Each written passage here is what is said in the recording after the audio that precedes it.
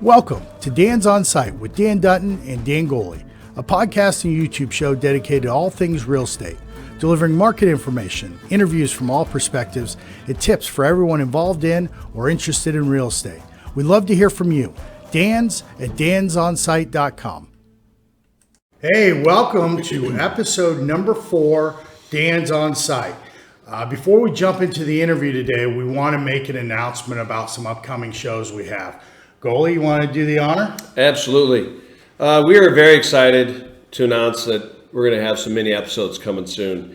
You can expect to find some episodes that are going to be 5 to 10 minutes long. We're going to produce them every quarter, and they're going to give market updates on what's happening in the retail, office, and multifamily markets.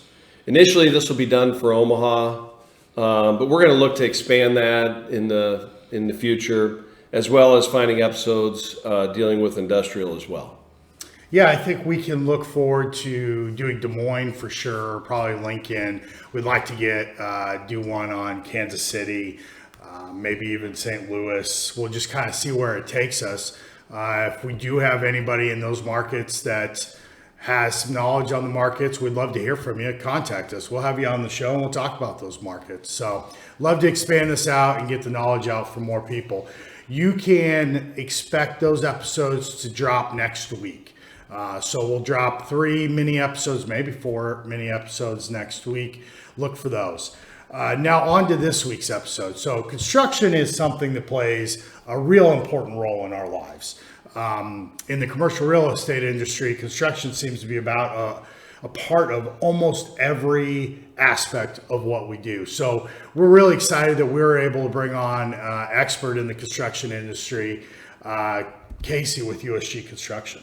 Yeah, we, as Dan and I kind of went through this, even back to the first episode, we kind of talked about the different phases and what we thought would be important. And, all of us drive around, we see the construction that's going on, and we thought it would be helpful to kind of hear someone's perspective. And I know Casey has worked for a few different firms, and he's worked and done house remodels, and he's done a lot of larger retail boxes as well as some multifamily, some condos. So we thought it'd be really good to bring him in and to provide a perspective on kind of where everything is today. Where is it for pricing? What to expect, what his process is. So it'd be a really good episode. Yeah. How about when you get a contractor involved? What step should you be talking to the contractor? Probably day one, or actually the next day after you meet with your client. Well, I tell you what, let's let Casey answer that. Everybody, enjoy the interview. Thank you. And welcome for our interview portion of today's show. We are lucky enough to be joined by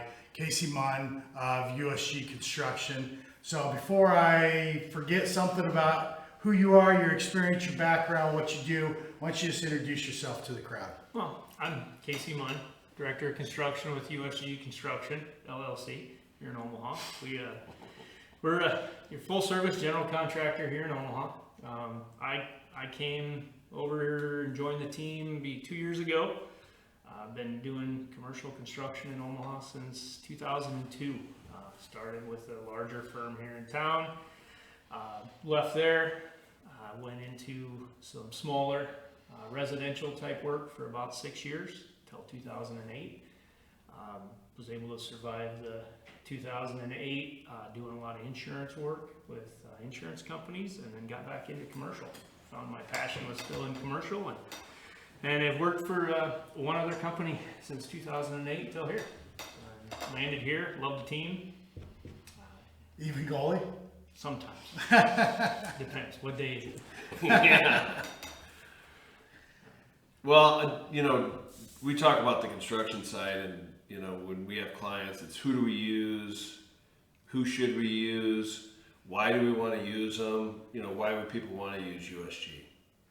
I feel like our tagline, you can find it on our website, the no BS builder in town. We like to keep things simple, stay honest with our clients. My big theme is I'm going to tell you what I feel you need to hear and not what you want to hear.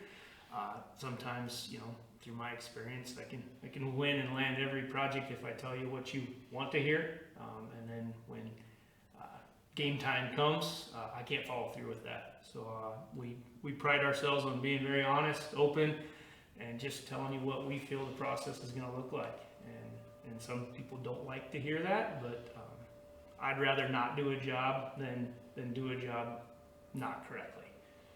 So if you have somebody who's maybe looking to get into a construction project for the first time, maybe their first construction project ever, let's say they're, maybe it's a small job, but what advice would you give them before they started on that journey? Well, to start, the word small, large, big projects, I might get off topic, but we don't really have a topic. We Yeah. just kind of talk randomly. I mean, we acted like we had 2 questions there. We really didn't. Our philosophy, my philosophy on that is every project is a large project. A $5,000 project to one client is could be a lot of money. Could be everything that they have to put into this renovation, remodel, upgrade to theirs. So we try to steer away from the projects of small, medium, large, when we talk about scope and size and scale. But no matter what the size of the project it is in the client's eyes, I always tell everybody, start with your wish list. What is everything that you possibly want in that project when you're all done? What is it? What is your dream, vision at the end of this project? And then we build from there. Make yourself some lists. What can I afford to forfeit? And what can I not afford to forfeit? Because the next portion of that is you've got to identify your budget. And 9 times out of 10, that first item that they look for is their wish list. Everything that they want is not going to fall into their budget. So make sure you have a list of what you're comfortable not getting and what you have to function at the end of the project. So when you're doing, everybody does it differently, obviously. And, we're here to talk about USG construction. Is that some contractors will come in any size project. It doesn't matter what it is. If it's a school, if it's a basic TI. Is it something do you treat each one the same with slight variations where you get 3 bids from a plumber, let's say, and an electrician, and how do you go about the process? And then when you're coming back to the client to show them the numbers, is it all kind of is there a certain format you use, or is it a open book? Is it cost plus? You hear a lot. I mean, there's always the lingo with construction. Yeah, through our process, in my experience, is there's different types of projects take different types of teams. I try to identify that team prior to, just initial pre-construction meeting with the client. What do they want? What do they need? What is their budget is going to determine a lot of who that team is comprised of, what types of materials we're using. Schedule has another thing to do with how we develop our team. Because some vendors may not want smaller or may not have the capacity to do larger. And, and some are just really busy. And, right now everybody's really busy, but it's how we fit into it. And it's the partnerships that I've personally built over the years doing construction in Omaha, as long as the rest of my team. We build partners. We don't just build subcontractors. We don't want to just put this out to bid to 16 different drywall companies in Omaha. So we don't know 16. Talk about that for a second. What are the benefits to developing those relationships with those subcontractors as opposed to just going out and getting the lowest bid every time? For me, it's trust. It's just trust. I can trust that they're going to do what they say they're going to do, that they're going to help us work through budgeting for the project. They're going to show up, and they're going to give us quality work. Once you build those relationships or those partnerships and that trust, I know what I'm getting. The client might not always know what they're getting, because they may have never heard of ABC drywall or painting or whatever. And they're probably out there, so hopefully I didn't. Well, they're watching because our audience is vast. It's growing every day. But that all comes back to the trust portion of it too. They're hiring us. They're hiring USG Construction to manage all of those pieces and all of those parts of the project. I did a lot of work in the public market where everything was low bidder. It was really hard to utilize your partners in that process, because if I wanted to win the job as low bidder GC, 9 times out of 10 you have to go with low bidder on subcontract and vendors. A lot of times you don't know what you're getting with low bidder. Well, you do. You're getting the lowest price for the same amount of work. So it's that whole term. You get what you pay for a lot of It's times. funny, I saw a meme on the internet the other day that talked about we offer 3 types of service, like good, cheap, and fast. You can have good and fast, but you can't have cheap, and kind of the same. You can have cheap and fast, but it's certainly not going to be good. Yep. I tell you guys that all the time. If we're working a project together, hey, we need a number. What number do you want? Do you want the now number, the 1 week number, the 2 week number? The longer we have to work through the scope and our partners, the better your number is going to be. So the more solid it's going to be. At what point should they bring in the contractor? Should they bring in the contractor before they even look at the specific job, or? As a contractor sitting here, I bring us in right away. I think you're Probably help on negotiating for leases and stuff. we've been You know brought what that into cost that. is. Yeah, and I've been brought into that scenario with brokers and developers all the time. We come in, we set a preliminary budget, a preliminary schedule that's then can be utilized for negotiations. It's also good on a project that their leases signed. Bring us in early. We can help you identify your scope. We can get your budgeting if you have to go to the bank for financing. You've got some actual documentation behind you. Architects and engineers are great about giving their estimates of what they feel a project is going to cost, but a lot of times that's just an RS means database. It's going to be so much a square foot because that's what it's always cost in the past. We like to take the time to dive into it, break out your scope, actually go through, talk to some of our partners in the trades, subcontractors and our vendors, and we may not be able to get that exact dollar amount, but we can get a lot closer than just typing some info into a database and push and go, and it tells me in Omaha a building's going to cost this much a square foot. There still has to be some front end work done on the pre-construction.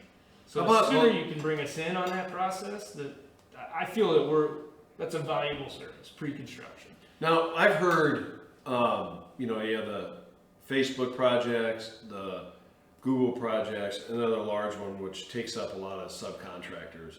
And from a pricing standpoint, how does that impact coming back through? Are there are all those people all of a sudden looking for work, driving prices lower, and then the price of lumber, steel, where is everybody at today versus 3 years ago or 5? Is there big changes as we're rolling into COVID or the New Year's or anything else? We haven't experienced it yet. I think it's coming. We've been hearing about this huge, influx of construction costs for years now. Everything's going to go through the roof. I haven't seen it yet. Yes, we've seen some 2%, 3% increases, but on a TI office build out such as yours here, you're not gonna feel the brunt of what everybody's talking about. Plus, here in the Midwest, we're kind of in a nice sheltered area from a lot of that. We don't feel those impacts nearly as bad as they do on the coast or in some of those other areas. Doors and hardware, we've seen increases in that, but we really just have to pay attention to what's going on. A lot of times through the pre-construction phase and the budgeting phase, we'll reach out to our vendors and ask, hey, what do you foresee? This project is on the forecast. They're still going through lease negotiations. We may not see a contract for 6 months. What's the impact of that 6-7 month period from budgeting to projects that go? And we can't predict that. If we would, I wouldn't be a contractor. I'd be in a different business if I could predict all of that. But, Right. It's just having open, honest communications with your clients and letting them know, hey, we have a project right now that's been stuck in permitting for a while, and there's a ground up steel building. There were some increases in it, so as we're holding in here, I've been having communications with the owners. I was able to reach out to our vendor, our supplier for the building. We were able to lock prices for at least another 90 days so that we don't feel those impacts. And you just have to do some work to try to keep it. There's been some other items in that project that we haven't been able to lock pricing, so I just have to let the clients know, look, this is at no fault of anybody in this project. We're delayed 2 months from ground break. We're gonna feel a 1 or 2% increase in in this scope, but we're able to hold it here, and then we also see some decreases that nobody ever talks about. Lumber prices actually going down at times, so it's just kind of playing it in the right timing.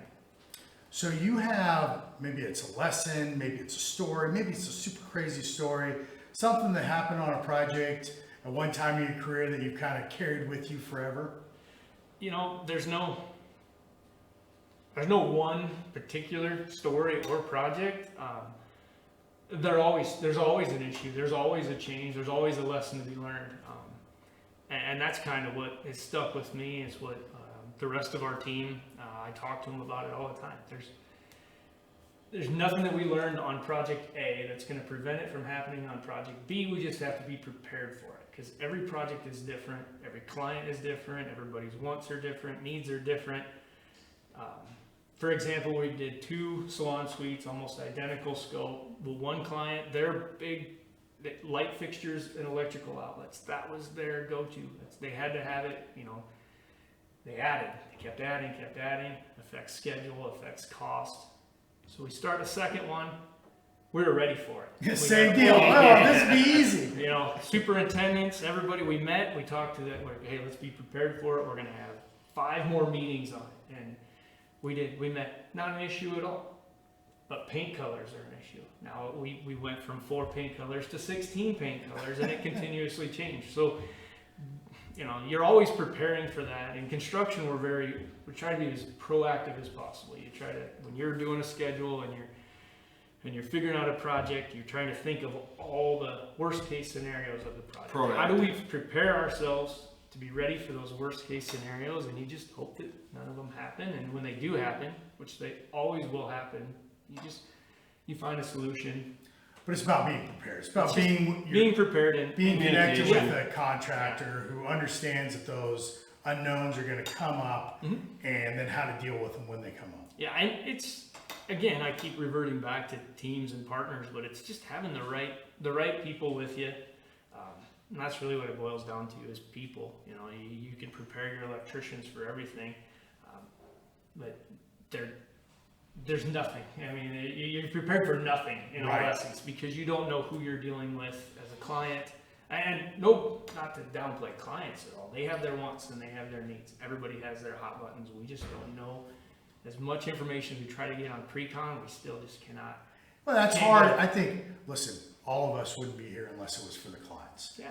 And no matter how much you talk to somebody leading up before you get into the issue, it's hard to know what their buttons will be until you're in the middle of the issue. Yeah. And so you try to best predict that as you can, but then you have to deal with it as it comes up. Yeah. We take that extra step and build personal relationships with all of our clients. We really get to know them before we get to know their project, and it helps try and understand what they're going to use the space for, and what does an average day look like for them as they walk into their office or their gym or whatever the project may be. You check out the spaces that they're currently in. You do your research. You do your homework. Yeah. Well, the one last question I want to ask is, how are permits? You know, you mentioned permit before. Are those slowing projects right now with COVID? Are they coming through it? You know, and this is just me on a personal level. Is it somewhere where we can reach out to our city leaders and add another? You know, if we start putting pressure on it from an industry-wide standpoint, you know, can only help the general public and help everyone else if permits are taking 2 months now when they should. Well, I think first of all, I want to say, planning department does an excellent job. Yes, I love our planning department. You know, it's. I was trying to be politically correct, but a lot of times what people don't understand, I think, is when your permit and the planning department is taking longer than expected. A lot of time it's because you haven't given them all the information they needed. Or maybe it's not you, maybe it's the previous 3 that have bogged them down. Yeah, you've got to make sure when you're going in that you're taking all the proper steps, because they're very busy. If you look, there's a ton of work going on, and not just Omaha, but our surrounding jurisdictions, Papillion, everywhere. There's a lot of work there, and there's only a handful of people that are looking at all of those plans and all of those documents that are coming through. So make sure you've got everything in order, which takes you back to the team, architects, engineers, make sure that they've got everything that they need to make sure that that process goes as smooth as possible, and then just communicate. I mentioned a project earlier that's held us up, but I communicate with the city planning department, and they're very good about communicating back and just being open and honest with me. At least they're busy. They've got piles and piles of papers on their desks, and they're doing the best that they can. And everybody's going through some transition periods right now. It's funny. We've done 3 of these interviews now, and every single interview so far, communication has come up. Yep. Communication, whether it be, between landlords and tenants, brokers and landlords or tenants, contractors and their clients. Communication is that key thing that just seems to keep marriages. We brought up marriages on Rexius's podcast. I don't know if that's coming to play on you yet, but maybe some of your clients, Right. No, the point is communication. $60 $73. Right. But anyway, I just want to point that out. Communication seems like such a vital part of the equation. It is. I'll go to these meetings and meet a client for the first time, and you feel bad to be the bearer of bad news all the time. But when it's, hey, we signed our lease, we've got the space, here's the keys, we want to be open in 4 weeks, and I'm, usually the one that has to tell them, well, have you engaged with an architect? Better you than us. Have you engaged with an architect? If the answer we would never is no, put you in that position. Certainly not. Right. Ourselves in there. Yeah. But if they haven't engaged in one, I ask the question, well, we have people we need step one, because I, as a contractor, do not have the license to stamp set of drawings for a permit. Have you thought about permitting? Tell them the duration, and all of a sudden oh my gosh, we were going to be open in 5 weeks, is now, it's going to take us 10 weeks to do this. So it always falls on, oh wow, that's, you're obviously not the contractor for us. And then I feel bad. We're doing a project now where it's exactly how it went. Pre-construction, they found another contractor, ended up calling us back because they found out they told them what they wanted to hear, not what they needed to hear. They get all the way to the point where, we can't get an inspection because we don't have a permit, but yet we're this far along. My phone rings. We come back in, and and now it's an emergency. Quad fees. There's all these there's penalties involved to not taking the right steps.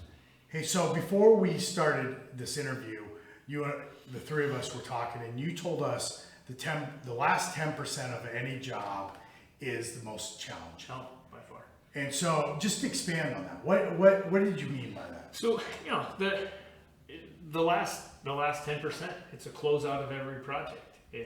And it goes all the way from the client to the project managers, to the superintendents, to the subcontractors. Now, the first 90% of every project, you feel like you have the time to, we can get, we got another week, we got another 4 days, we got another 5 days. That last 10% it's just crunch time.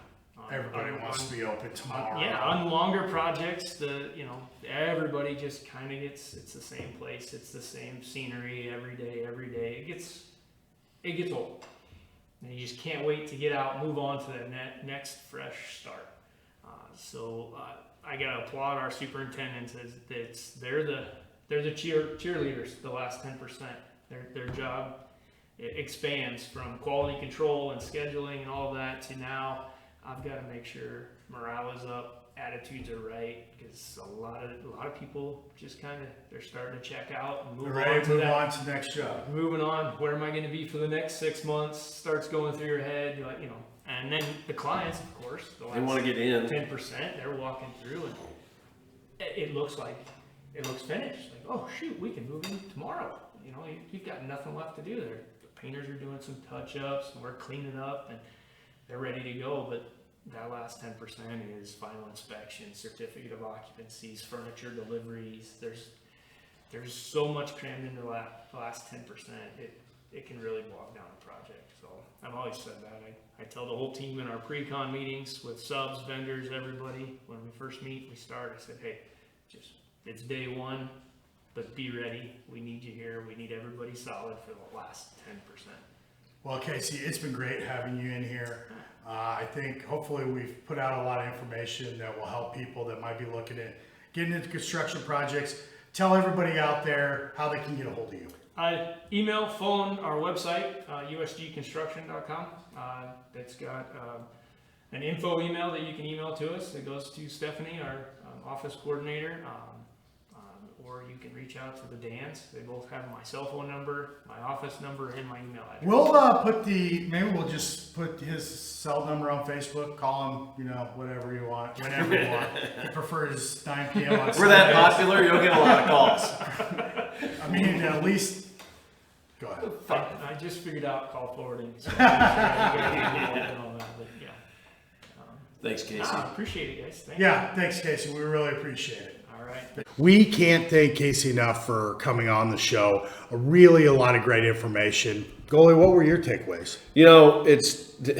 We've done a few of these now, and the one word that keeps popping up with consistency is communication. And I think the biggest thing, we find it as we're doing our transactions, and we're trying to negotiate lease rates. But a part of those lease rates, too, is the construction side of what is the cost of construction. And not only that does it make sense to add something you normally wouldn't on a particular deal? So I think the communication's the biggest part, and then second, maybe 1A and 1B almost is, when do you get a contractor involved? And the answer to that is as early on as you can. Yeah, so the communication thing is really big. We heard it with Tom and Ted, that first interview we did. We heard it especially talking about their communication with landlords. Mm-hmm. As a tenant, what's your communication with landlords? Tim Rexius, we talked about it with Tim, both from a broker perspective, how much a broker should be communicating to their clients, but also a little bit about that tenant-landlord relationship. And as a business owner, for him to talk about everybody in his gyms and all of his members and everyone else. So. And now we've heard it again from Casey, just how important that communication part is. I think it was interesting to hear Casey talk about starting with your wish list. That's something I tell people all the time. Let's start with your wish list. Mm-hmm. Think about the things you can get rid of as we need to scale back the project for cost or whatever, timing reason, whatever. But so I like the idea of starting with the wish list. The other thing that I found really interesting was the part of the conversation about the last 10% being the most difficult part of the project. Yeah. No, and it is. It's everyone gets excited. Maybe in more ways than one. You're coming out of maybe a smaller building and you've added on employees that has, increased your needs for space, and so you need to really get out of there. Or maybe it's an industrial side where you need to start parking trucks inside, or you're starting to get deliveries of products, you need to get them in. And everybody gets excited, and it's managing those expectations on the backside. And then it's the punch list items. Maybe there's things you go back through and clean up. There's some nicks on the wall or drywall imperfections, or maybe tiles need to be brought in and finished out, or some moldings. It could be anything. But you're right, that last 10% is vital. Well, and it's sticking to that schedule. The schedule is you got to come up with the schedule originally. When we went on Tim Rexius' show, we talked a little bit about if you're looking for a space for the first time, what does that schedule look like? And you got to make that construction part of the schedule. Casey said in the interview, he's like, I don't want to be the bad guy that necessarily goes in and tells these people, well, I know you want to get all this work done in 4 weeks, but we got to go get permits and we got to get plans drawn. And this is actually going to take like 8 weeks.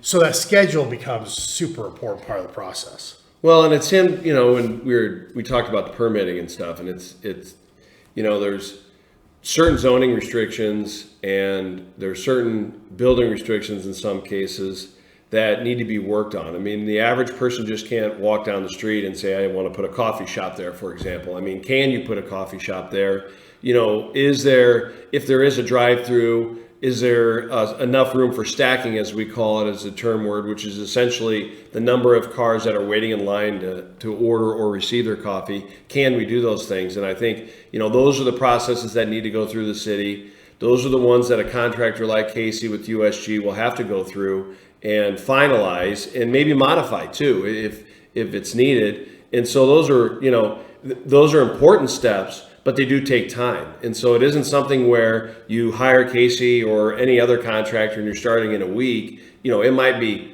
4 weeks or even 8 weeks before you have final city approval. Well, and we always say this business is a hurry up and wait business. Unfortunately, you got to get a bunch of stuff done, and then you get it out, and then you sit back and you relax and you say, oh, what do we do in the meantime? There's always stuff to do in the meantime, but it is definitely a hurry up and wait process. But having a guy like Casey, well, we've talked about this a lot too, is building that team. Mm-hmm. Yeah, the team approach. I mean, Casey and I actually, we can, real-time example is, we had a client that was in a space, obviously 10 times less than what their needs were, but they were ready to build. And we went out and I represented them on finding some ground, and then interviewed 3 contractors. And Casey won the job there. A lot of it is his approach and style. And then beyond that, once that was decided, it was 3 more. And so it was every single phase of architectural, engineering, and all the subs to complete a process. And once we went through that whole phase, now we had a team created. And then it wasn't until that team was created that we take the next step and actually go through and start full construction process. So having a team created and the process in place is important to the process. It's huge. Any other last thoughts before we get out of this episode? No, I think it was great. I mean, it's another piece that people want to hear about is construction, what's it take to build. And that was just kind of a little snippet. But we're really excited about this episode, and I think people find it interesting. Hey, get a hold of us. We'd love to hear your stories. We'd love to hear your comments. dans@dansonsite.com. You can always find us on Facebook, Dan's On Site. And we're on your favorite podcast platform, Apple, Google, Spotify, all of them, and obviously YouTube. So check us out. We will talk to you next time. Thank you very much. Thank you.